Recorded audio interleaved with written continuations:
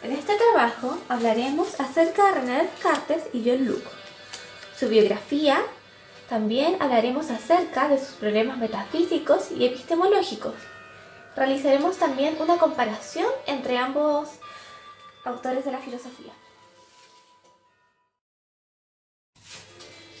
El padre del racionalismo, filósofo, físico, matemático y psicólogo francés, era René Descartes. Nació el 31 de marzo de 1596 en La Haya, en Francia. En 1606 estudió en el Colegio de los Jesuitas. Amante de la poesía, estudió latín, griego, historia, retórica, filosofía, ética, física y matemática. A los 18 años, atraído por la aventura, fue a París. Le encantaba jugar cartas por los grandes cálculos matemáticos que podía realizar. Se aburre de esa vida y va a estudiar Derecho a la Universidad de Poitiers.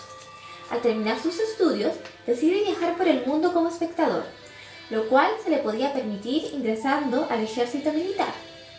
Se aburre a los 2 años y se empieza a dar cuenta que solo puede entender el conocimiento del mundo a través de las matemáticas, lo cual lo hace muy famoso.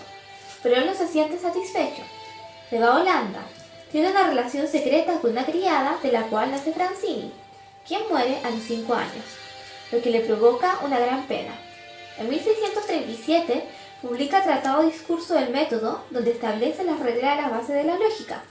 Posteriores obras fueron una continuación de su tratado: Meditaciones sobre las primeras filosofías, Principios de la filosofía y Pasiones del espíritu.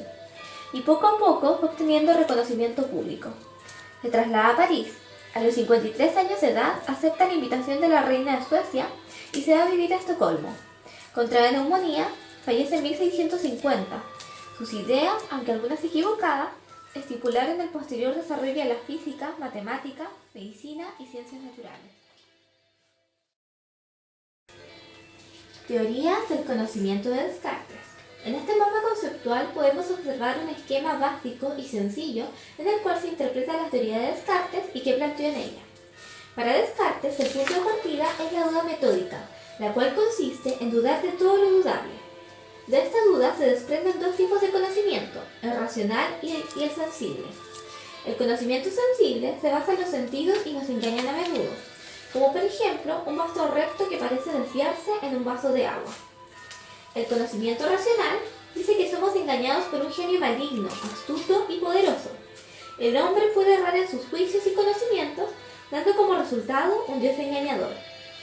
Este Dios engañador consistía en la idea de Dios como un ser infinito, incluye la absoluta perfección, por lo tanto, la falta de malicia. Estos 2 conocimientos nos llevan a uno tercero, el conocimiento intuitivo o también llamado criterio de certeza, y ocurre cuando la duda se detiene en un pensamiento fundamental. Al dudar, se piensa que es duda. Este pensamiento sería para Descartes su criterio de verdad, y es su claridad y distinción, o sea, una regla general, que todas las cosas que percibo muy clara y distintamente son verdaderas. Tercera mención. Este criterio de verdad no tiene total garantía, hasta que no se demuestre la existencia de Dios y su bondad, tema que abordaremos en la respuesta metafísica, la cual en conjunto con las ideas innatas conforman el conocimiento absolutamente seguro para Descartes. Descartes reconoce 3 tipos de ideas. Las innatas son aquellas que parecen haber estado allí, lo que sé. Las ideas adventicias son aquellas que provienen del mundo físico sobre nuestra mente, es decir, las sensaciones, imágenes y conceptos. Y por último, las ideas ficticias, las cuales son producto de la imaginación. Para responder al problema metafísico, Descartes plantea 6 meditaciones. En la meditación primera, Descartes habla de la duda principal, que admite que afirmar o negar todas las verdades existentes es algo inútil, y luego asegura que todo su conocimiento lo consigue a través de los sentidos y se plantea una pregunta a sí mismo: ¿puedo fiarme de los sentidos? A lo que se responde y dice no, debido a que me han engañado algunas veces y quién sabe si lo vuelven a hacer. Por último, plantea una contradicción, afirmando que Dios quiere que vivamos en un mundo con engaño y mentiras. Después, describe que esto no es posible, ya que Dios es la bondad suprema. En la meditación segunda, Descartes decide empezar de nuevo, y descubre que el cuerpo no es más que un medio que utiliza el alma para interactuar con el mundo material en el que vivimos y que fue creado por Dios. En la meditación tercera, demuestra la existencia de Dios, explica explica que el humano es solo una sustancia pensante y que éste puede desear cosas. Y es así porque le falta algo y por lo tanto puede haber estado otra cosa mejor, la cual debe ser perfecta. Habla de dos tipos de cualidades, las primarias y secundarias. Las primarias las captamos a través de la razón y las secundarias a través de los sentidos. En la meditación cuarta, Descartes plantea la imperfección del hombre. Después de demostrar la existencia de Dios, explica que el engaño, las mentiras y el fraude son imperfecciones que nos hacen pensar que no son propias de Dios. Además, Descartes se plantea la pregunta: ¿cómo es posible que a pesar de ser producto de Dios podamos ser imperfectos? A lo que éste encuentra una respuesta. Dios nos entregó el don de la voluntad, el cual nos dota de libertad. A pesar de esto, afirma que siempre se debe usar la razón antes que la voluntad. En la meditación quinta se demuestra por segunda vez la existencia de Dios a través de algunos razonamientos matemáticos. Además, vuelve a probar la esencia de las cosas materiales. En la meditación sexta, Descartes mezcla todo para definir el dualismo cartesiano, el cual consiste en la unión entre el cuerpo y el alma, las cuales son sustancias, pero estas no necesariamente se necesitan las unas de las otras para existir. John Locke fue un médico, diplomático, teólogo, economista, profesor de griego antiguo y retórica y por último filósofo, que le considera el padre del liberalismo. Nació en Princeton el 29 de agosto de 1632. Hijo de un funcionario de justicia, recibió sus primeras enseñanzas en casa, hasta los 14 años, edad a la que ingresó a la escuela de Westminster, en la que permanece 6 años. En otoño de 1652 ingresa en la Christ Church de la Universidad de Oxford. Allí, además de estudiar filosofía, profundiza sus estudios en las lenguas clásicas, se interesa por la física y química y obtiene su titulación en 1674 de medicina. La fama de Locke era mayor como filósofo que como pedagogo. Estuvo muy implicado en la política de su país, en Inglaterra, del siglo XVII, razón por la que tuvo que huir a Holanda desde 1683 hasta 1689, cuando triunfó la monarquía constitucional en la Revolución de 1688. Por estos temas éticos y políticos tendrán un peso en su pensamiento. Tras la Revolución de 1686, se va a Inglaterra. En 1691 se retira de Bath, en Essex, lugar donde vive en la mansión de Sir Francis y Lady Haslam, a la que habría conocido soltera como Damais Cuthbert, en 1682, con quien mantuvo una relación afectiva hasta su muerte, el 28 de octubre de 1704. Sus principales obras fue El ensayo sobre el entendimiento humano, 1690, y Pensamientos sobre la educación, 1692. Ahora les hablaremos acerca del proyecto filosófico de Locke, el cual tiene una doble finalidad. Primero, aclarar qué podemos conocer y segundo, reflexionar sobre los problemas prácticos en los que es necesario llegar a algún acuerdo.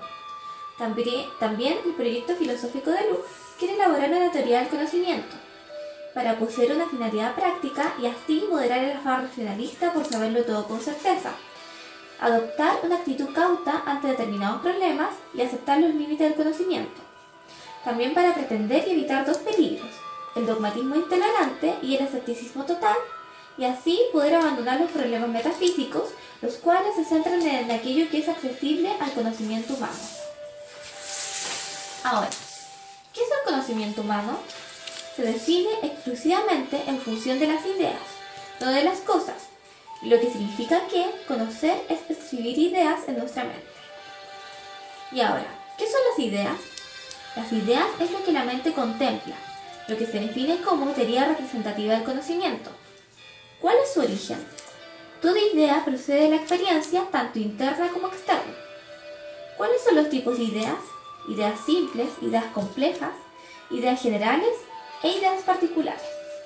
El conocimiento humano también tiene sus límites. No es posible ir más allá de las ideas simples. Las ideas simples son los materiales únicos en nuestro conocimiento, pero Locke traspasa los límites con mucha frecuencia. Locke sostiene un mundo de realismo crítico. El ser humano tiene un conocimiento intuitivo, el cual es de sí mismo, el demostrativo, que es de Dios, el sensible, que es de las cosas. El ser humano tiene un conocimiento porque posee una mente sustancial, la cual tiene plena conciencia de sí misma, que es fundamento de la identidad personal. Ahora, las cosas naturales son conocidas a través de las sensaciones. Las cosas naturales tienen cualidades primarias y secundarias, que son representaciones de las cosas.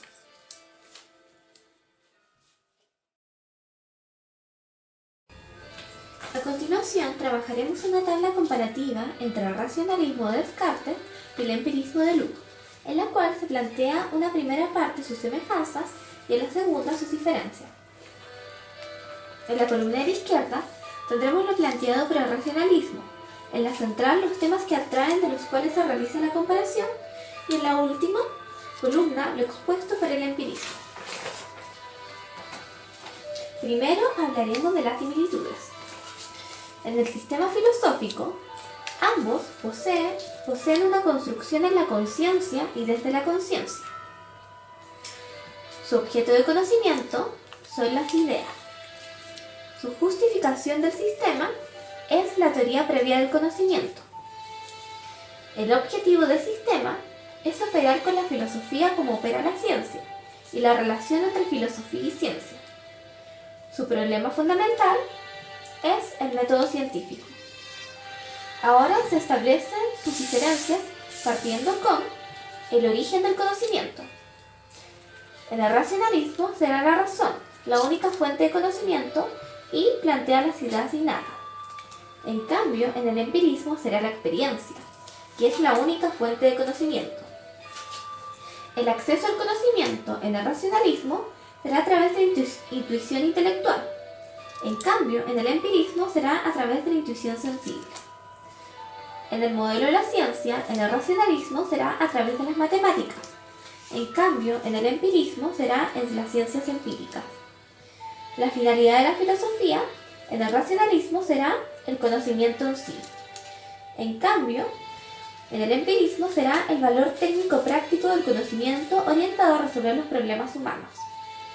En el método de conocimiento, en el racionalismo será uno sintético-deductivo. En cambio, en el empirismo será uno tipo analítico-inductivo. El tema central filosófico en el racionalismo es la noción de sustancia. En cambio, el empirismo rechaza la noción de sustancia.